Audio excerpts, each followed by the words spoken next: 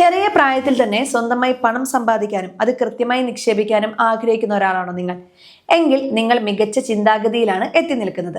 സാധാരണയായി മുതിർന്നവർ മാത്രമാണ് നിക്ഷേപങ്ങളെക്കുറിച്ച് ചിന്തിക്കാറുള്ളത്. എന്നാൽ 18 വയസ്സിന് താഴെയുള്ള പ്രായത്തിൽ തന്നെ പണം നിക്ഷേപിക്കാൻ തുടങ്ങിയാൽ ഭാവിയിൽ നിങ്ങൾക്ക് വലിയൊരു സാമ്പത്തിക ഭദ്രത ഉണ്ടാക്കിയെടുക്കാൻ സാധിക്കും.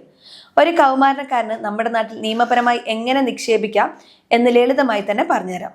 ആദ്യമായി നമ്മൾ മനസ്സിലാക്കേണ്ടത് 18 വയസ്സ് തികയാത്തവർക്ക് സ്വന്തം പേരിൽ മാത്രം നേരിട്ട് നിക്ഷേപങ്ങൾ നടത്താൻ ചില പരിമിതികളുണ്ട് എന്നതാണ്.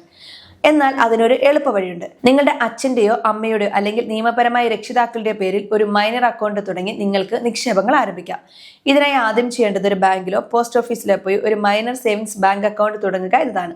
നിങ്ങളുടെ പോക്കറ്റ് മണിയോ അല്ലെങ്കിൽ ബന്ധുക്കൾ തരുന്ന സമ്മാന തുകയോ ഒക്കെ ഈ അക്കൗണ്ടിലേക്ക് മാറ്റി സമ്പാദിക്കാൻ ശീലിക്കുക. ഈ ബാങ്ക് അക്കൗണ്ട് വഴി നിങ്ങൾക്ക് ചെയ്യാൻ പറ്റുന്ന ഏറ്റവും ലളിതമായ ഒരു നിക്ഷേപമാണ് റിക്കറിംഗ് ഡെപ്പോസിറ്റ് അഥവാ RD. എല്ലാ മാസവും ഒരു നിശ്ചിത തുക, ഉദാഹരണത്തിന് 500 1000 രൂപ വീതം 1 വർഷത്തേക്കോ 2 വർഷത്തേക്കോ മാറ്റിവെക്കുന്ന രീതിയാണിത്. സാധാരണ സേവിങ്സ് അക്കൗണ്ടിൽ പണം വെറുതെ ഇട്ടേക്കുന്നതിനേക്കാൾ കൂടുതൽ പലിശ ഇതിലൂടെ നിങ്ങൾക്ക് ലഭിക്കും. ചെറിയ തുകകൾ കൃത്യമായി മാറ്റിവെക്കുന്ന ശീലം വളർത്തിയെടുക്കാൻ RD നിക്ഷേപങ്ങൾ നിങ്ങളെ ഒരുപാട് സഹായിക്കും. ഇനി നിങ്ങൾക്ക് ദീർഘകാലത്തേക്ക് പണം നിക്ഷേപിക്കണം എന്നുണ്ടെങ്കിൽ പോസ്റ്റ് ഓഫീസിലെ പബ്ലിക് പ്രൊവിഡന്റ് ഫണ്ട് അഥവാ PPF അക്കൗണ്ടുകളും തിരഞ്ഞെടുക്കാം. രക്ഷിതാക്കളുടെ സഹായത്തോടെ കുട്ടികളുടെ പേരിൽ ഈ അക്കൗണ്ട് തുടങ്ങാൻ സാധിക്കും. വർഷത്തിൽ കുറഞ്ഞത് 500 രൂപ മുതൽ ഇതിൽ നിക്ഷേപിക്കാം. കേന്ദ്ര സർക്കാരിന്റെ പൂർണ്ണ സുരക്ഷിതത്വമുള്ള പദ്ധതിക്ക് മികച്ച പലിശയാണ് ലഭിക്കുന്നത്.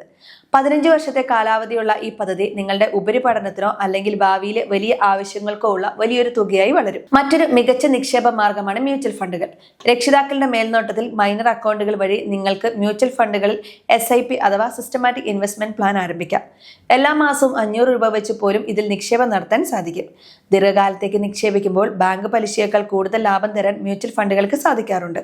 പണം ഓഹരി വിപണിയിൽ നിക്ഷേപിക്കപ്പെടുന്നത് കൊണ്ട് ഇതിൽ ചെറിയ റിസ്ക് ഉണ്ടെന്ന കാര്യവും മനസ്സിലാക്കണം. ചെറിയ പ്രായത്തിൽ നിക്ഷേപം തുടങ്ങുമ്പോൾ നമ്മൾ വരുന്ന ചില തെറ്റുകൾ എന്തൊക്കെയാണെന്ന് ഇനി പറയാം. പല കൂട്ടുകാരും പെട്ടെന്ന് പണം ഇരട്ടിയാക്കാമെന്ന് പറയുന്ന ഓൺലൈൻ ആപ്പുകളിലും വ്യാജ ഗെയിമുകളിലും പോയി പണം നിക്ഷേപിക്കും. ഇത്തരം കെണികളിൽപ്പെട്ടാൽ നിങ്ങളുടെ കയ്യിലുള്ള പണം മുഴുവനും നഷ്ടപ്പെടും. അധ്വാനമില്ലാതെ പെട്ടെന്ന് പണം തരാം എന്ന് പറയുന്ന ഒരു പദ്ധതിയും വിശ്വസിക്കരുത്. അതുപോലെ നിക്ഷേപങ്ങൾ തുടങ്ങുന്നതിന് മുൻപ് അച്ഛനമ്മമാരുടെ കാര്യങ്ങൾ സംസാരിക്കുകയും അവരുടെ പൂർണ്ണമായ അനുവാദത്തോടെ മാത്രം അക്കൗണ്ടുകൾ തുറക്കുകയും ചെയ്യുക. മൈനർ അക്കൗണ്ടുകൾ തുടങ്ങാനായി കുട്ടിയുടെ ജനന സർട്ടിഫിക്കറ്റ്, ആധാർ കാർഡ്, രക്ഷിതാവിന്റെ പാൻ കാർഡ്, ആധാർ കാർഡ്, ഫോട്ടോകൾ എന്നിവയാണ് പ്രധാനമായും ആവശ്യമുള്ളത്. കുട്ടിക്ക് 18 വയസ്സ് തികയുമ്പോൾ ഈ അക്കൗണ്ടുകൾ സാധാരണ അക്കൗണ്ടുകളായി മാറ്റാൻ സാധിക്കും. ബാങ്കുകളിലെയും പോസ്റ്റ് ഓഫീസിലെയും നിയമങ്ങളും പലിശ നിരക്കുകളും എപ്പോഴും മാറാറുള്ളതിനാൽ അക്കൗണ്ട് തുടങ്ങുന്നതിന് മുൻപ് അച്ഛനമ്മമാരോടൊപ്പം നേരിട്ട് ചെന്ന് വിവരങ്ങൾ ചോദിച്ചറിയുക.